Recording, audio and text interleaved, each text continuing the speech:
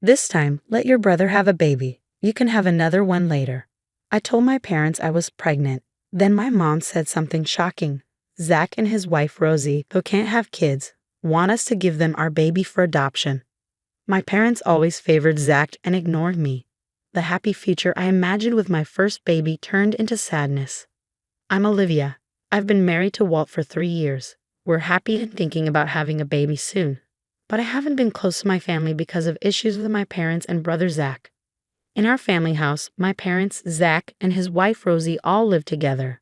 Zach has been praised since he was little, excelling in school and landing a job at a big company, which he'll probably take over from Dad.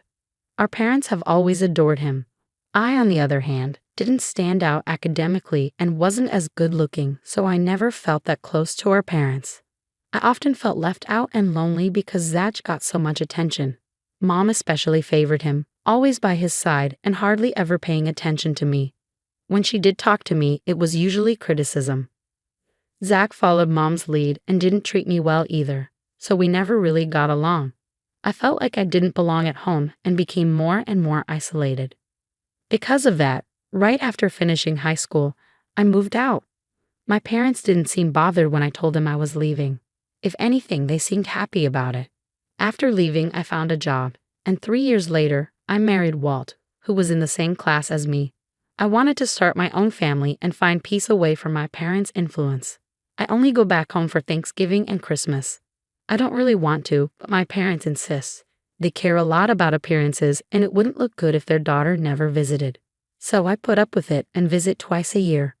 I reluctantly went back this Thanksgiving, but my mother was as distant as ever. "You and your husband are still not that impressive," she said, dampening the festive atmosphere. She started being sarcastic right away. She only called us back to say such things. If she's going to be like this, she shouldn't even bother calling, I thought, trying to ignore her sarcasm. But she kept going. "We're worried about you. You two live so modestly. We always think you'll come asking for money. My family is pretty wealthy, but since I left, I've never asked for financial help. Walt and I manage fine on our own earnings. We even send them proper birthday gifts." "We would never do that," I quickly replied to her unfounded accusation. Then she said, "But you two are still earning modestly, right?" and turned to look at Walt next to me. "Walt, you're still at that detective agency, right? How long do you plan to stick with that questionable job? Aren't you embarrassed?" Indeed, Walt works as a detective, something she always mocks. She sees detective work as sketchy and inferior to regular jobs. As Walt tried to explain his job to her, Zach jumped in. "Mom, there's no point in even listening to that. Detective work is shady, something nobody respectable does. It's a job for people beneath us. The pay must be peanuts compared to mine," showing off his superiority. Zach shared her disdain for detective work, a sentiment we've heard since we got married.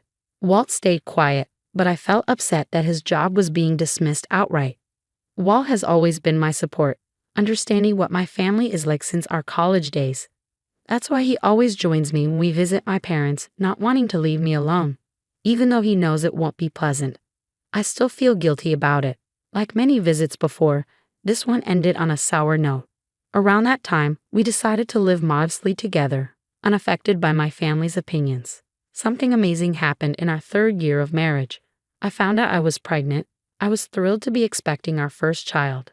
Knowing how my parents always put me down, I felt like I had to share the news with them, so I went to our family home to tell them. It had been a while since I visited outside of Thanksgiving and Christmas, and my parents, Zach, and his wife Rosie were all there, but their reaction to my announcement caught me off guard. When my mother heard the news, she suddenly got loud. "How could you say that in front of Zach?" Her response was unexpected. I wasn't expecting congratulations, but this was different.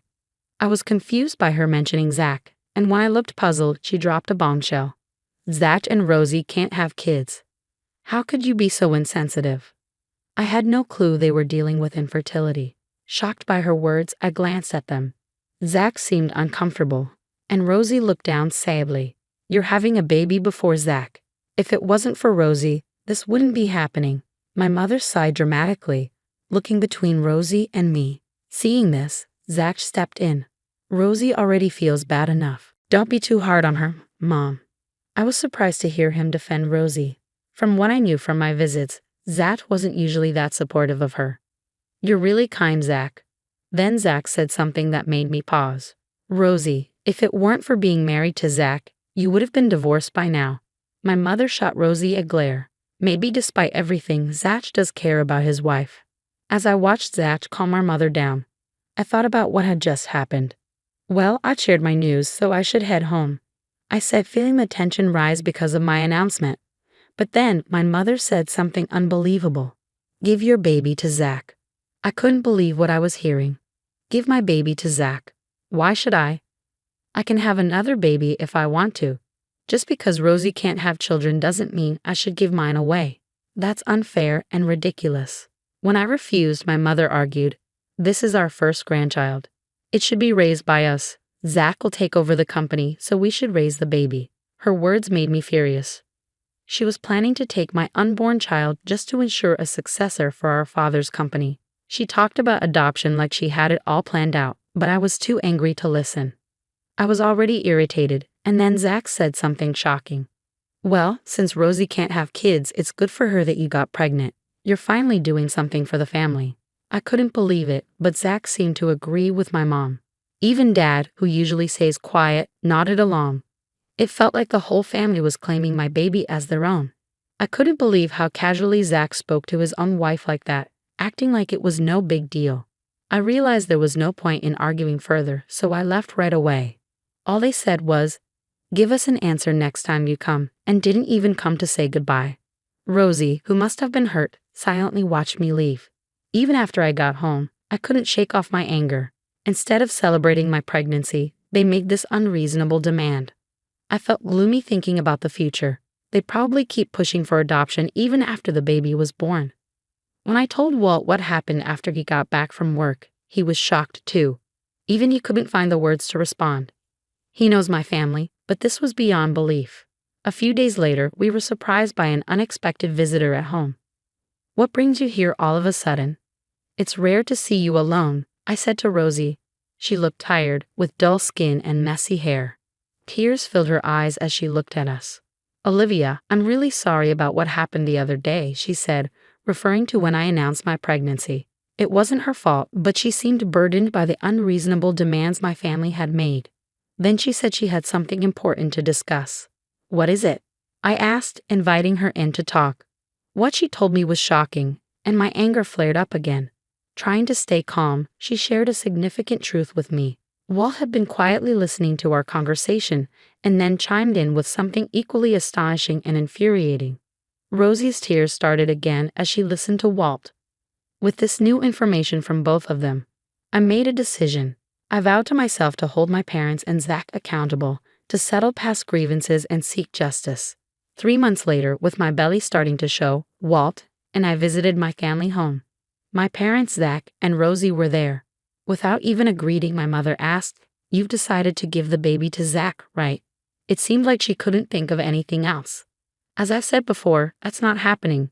I replied, but my parents glared at me as if they couldn't accept it.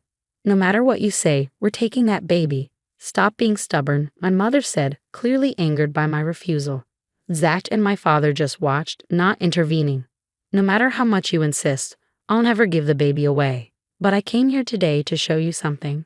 "Is that okay, Rosie?" I asked, looking at Rosie, who nodded silently. Rosie intends to divorce Zach, and this is why. I pulled out some photos from an envelope I had brought. That was the reason for my visit today. Zach was speechless as he looked at the photos. They clearly showed him kissing another woman and entering a hotel. Undeniable proof of his infidelity. "Shocked to have been caught," he muttered.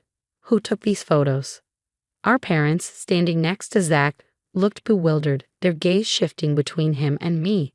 They probably had no idea about his affair. "It was Walt who took these," I said. Walt, who had been silently observing, explained how he had come across the photos. As a detective, he had seen Zach with another woman while working on a case. Out of curiosity, he investigated further and found out about Zach's affair. The decisive moment was captured in those photos, as Zach thought he had cleverly hidden his affair. He was stunned and speechless. "Adultery is grounds for divorce. You need to compensate Rosie properly," I said, breaking the tense silence.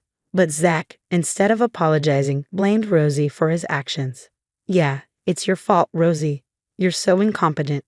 I'm just having a little fun outside," he said, with our mother backing him up, trying to shift the blame away from Zach. Seeing Rosie treated like I once was made me feel terribly sorry for her.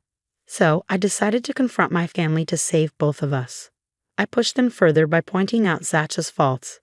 "Zach, you mocked Walt, but a professional detective's skills are extraordinary. Evidence kept piling up as soon as he started investigating. And we found out something shocking about your mistress," I said, watching my parents tense up, wondering what would come next. "The woman you're seeing seems to be the daughter of a mafia boss," I revealed, watching Zach freeze in shock. He must not have known that. My mother screamed, "What? Is that true?" Upon hearing the revelation, she collapsed to the ground, covering her face, while my father looked terrified. "Zach, you were pretending to be single, right?" I asked, and Zach started to panic. "No, I didn't know either." Our parents, who had been so authoritative just moments ago, were now completely bewildered by this unexpected revelation. Then Rosie spoke up amidst the confusion. "You didn't just deceive your mistress, did you?" Her words brought tension back into the room. She repeated what she had told me during her visit. "You're infertile, aren't you?" Zach's face betrayed a look of realization. Our parents stared at him in shock. They had blamed Rosie for their infertility issues, but the truth was it was Zach himself. "Did you know, Rosie?" That was all he could manage to say. Our stunned parents struggled to find their next words, visibly shaken by the revelation. Rosie delivered the final blow. I found out accidentally while cleaning the room. She had stumbled upon his infertility diagnosis hidden in his desk drawer. Unable to admit it to his loving parents, Zach had kept this fact a secret and blamed Rosie for their infertility. Believing his words, our parents had unfairly blamed Rosie. His protective comments about Rosie when I announced my pregnancy were probably driven by his guilt over the issue. Blamed for something she had no control over, Rosie suffered every day. As the conversation turned to the topic of taking my child, Rosie spoke with a calm, unchanged expression. Meanwhile, my parents, just learning the shocking truth, were in a panic. "To think Zach will never have a child, that's just," my mother began, despairing at the thought of not having a grandchild. But then she turned her hysterical anger towards him. "You knew it was your fault, yet you blamed your wife. Did you cheat because you knew you were infertile? How come my son stooped so low? Oh dear, why did this happen?" She vented her frustration at him. Finally, Zach spoke, offering a pitiful explanation. "I was shocked to find out I was infertile. I felt guilty for not giving you a grandchild. When I found out Olivia was pregnant with a boy, it just seemed convenient." His words filled me with contempt. Pushing aside my anger, I delivered the final blow to the three of them. "Your selfish actions hurt Rosie and me. And Zach, you had an affair with such a dangerous person. Mom and Dad, you'll have to face the consequences of your actions. You've hurt so many people, now it's time to face the music." My words prompted them to apologize, their earlier bravado gone. "Where did that confidence go when you asked me to give up my son?" I looked at them with disdain, feeling as though I was looking at garbage. Beside me, Rosie remained silent, her gaze fixed ahead, silently conveying the depth of her sorrow. Tough times lay ahead for Zach and my parents.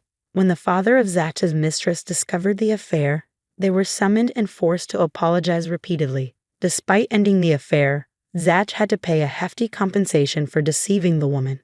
The amount was staggering, teaching them the harsh consequences of getting involved with such people. As a result, our family home descended into chaos. My father had to step down as company president due to the public scandal, and my mother became isolated, shunned by the neighbors, and withdrawing into herself. Their relationship became hostile, constantly arguing over Zach's actions. Zach lost his job after the scandal reached his company, and to add to his troubles, his divorce with Rosie was finalized. Struggling with unemployment and financial burdens, Zach found himself trapped in a cycle of relentless work. Around the time Rosie successfully left the family home, I gave birth to a healthy baby boy. Both the baby and I were in good health, and I reveled in the joy of welcoming new life.